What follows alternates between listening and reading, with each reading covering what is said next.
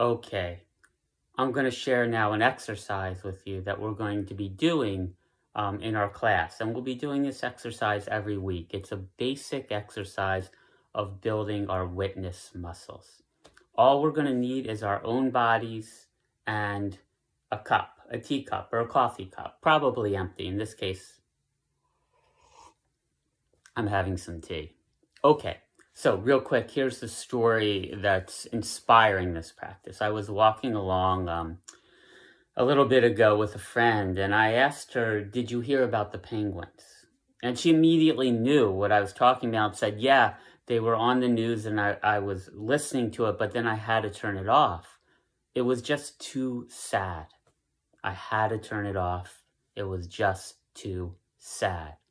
Okay, what were we talking about?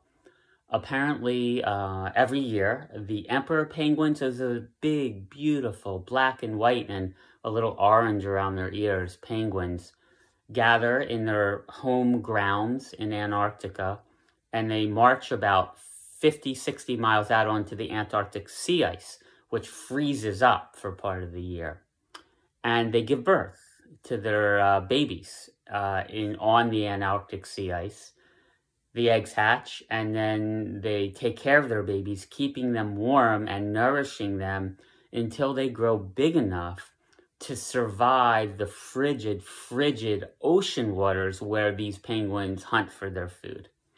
And this has been going on for 35 million years, but this last year, what happened is the sea ice that forms where they have their breeding grounds all of a sudden, very, very early, melted and disintegrated from underneath the penguins, and 10,000 of the baby emperor penguins drowned to death.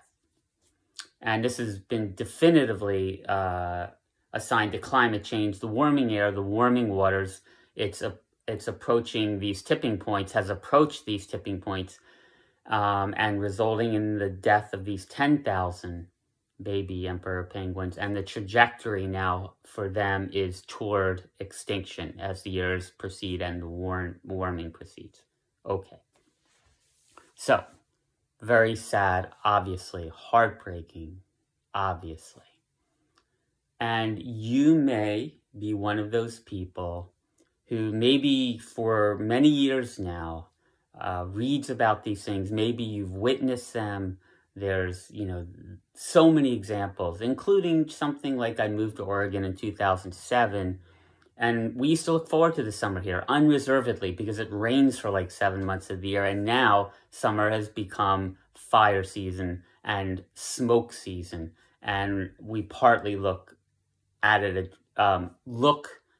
summers with dread because sometimes we have to stay locked in our houses because of the smoke, and then there are the floods, and so many things to list in the human realm, in the animal and plant realm, the world we're in the process of leaving for our children and grandchildren, and so on and so forth. Or maybe you just know instinctively in your blood that in this world now, most human beings are not even thinking about stopping the growth of our population and the growth of what we feel entitled to.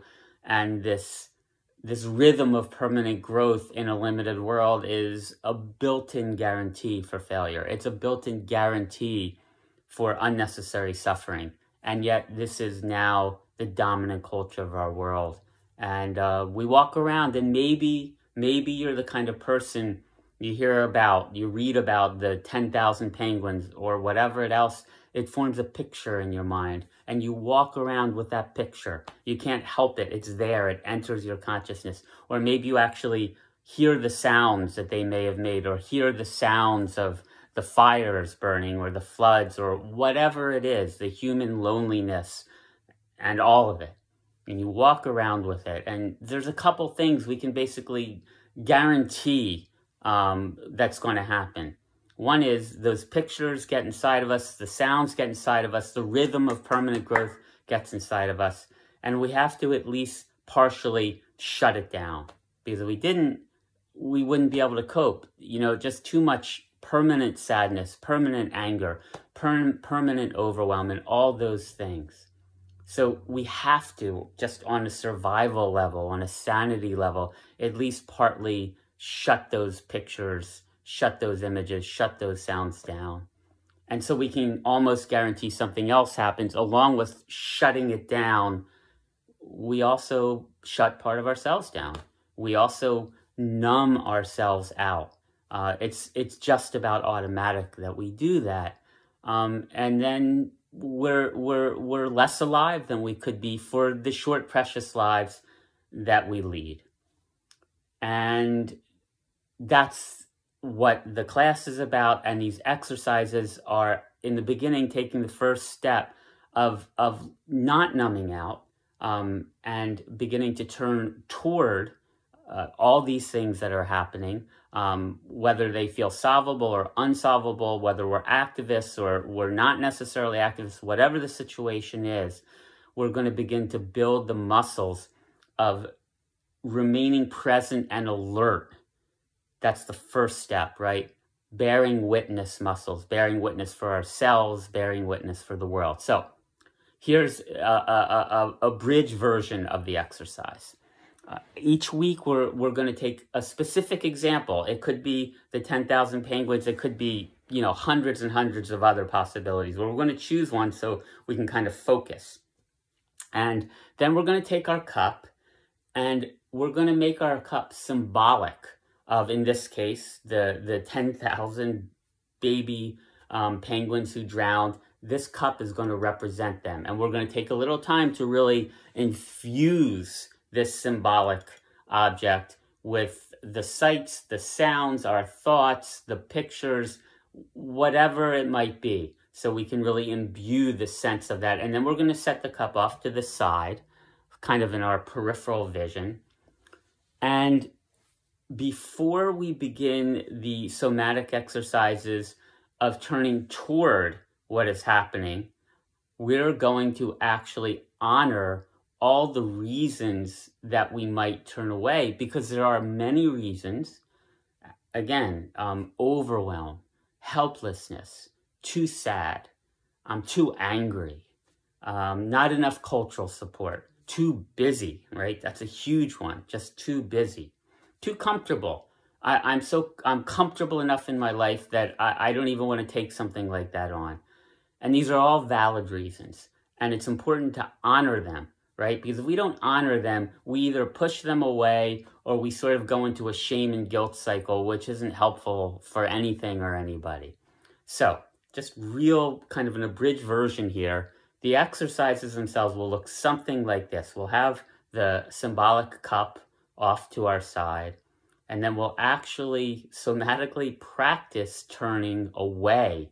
We'll imagine that we might be drawn to turn towards the suffering and the pain and the ongoingness of whatever example we're using, but instead we'll allow ourselves at first very gently, right, even just once at first, to literally turn away, right?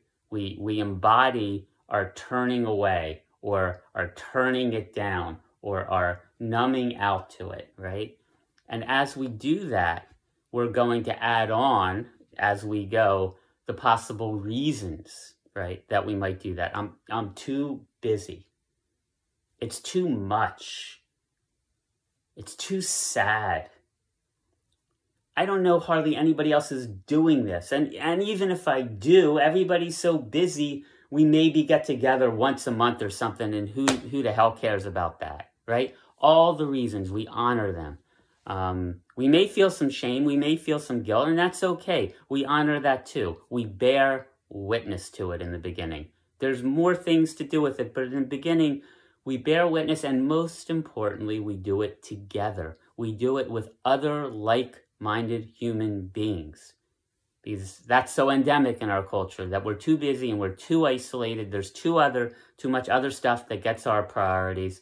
But here, for 1 hour a week, we're going to be together, and we're going to begin the process as a tribe of sorts to enter in to this witnessing together. Okay, so we set aside time for the turning away, and then after that, and we process it and we name it and we go through several exercises, then we begin the exercise of turning toward whatever the example of the week is.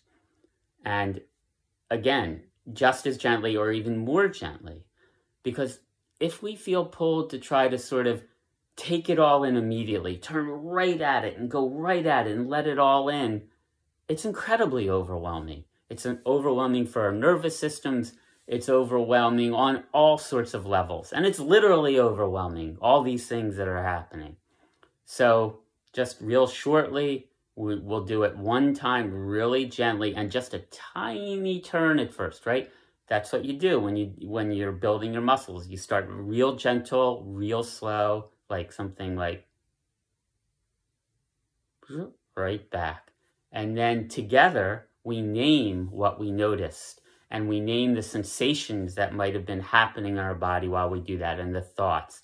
And in that process, together, we build the vocabulary, right? Which includes our emotions, includes our bodies, includes vocalizations, includes the whole package, including our thoughts. We build together week after week after week a skill set, a familiarity, and a togetherness around giving ourselves permission and feeling permission to bear witness, to name these enormous processes that in reality are likely to increase in their intensity in the years to come. These are the times we're living in. It's just how it is. And so what we can do is we can claim our alertness. We can claim our creativity, and we can claim our, our right not to be isolated with all this and build something together. So, short example, if you're interested, as I said, 5 or 6 positions left, give me an email, dagold56@hotmail.com, or DM me in Facebook friend me, get in touch with that way, and we'll slot you in. There's a Monday at 5 p.m. Pacific time and a Thursday at 10 a.m. in the morning Pacific time. Both classes are available. Thanks.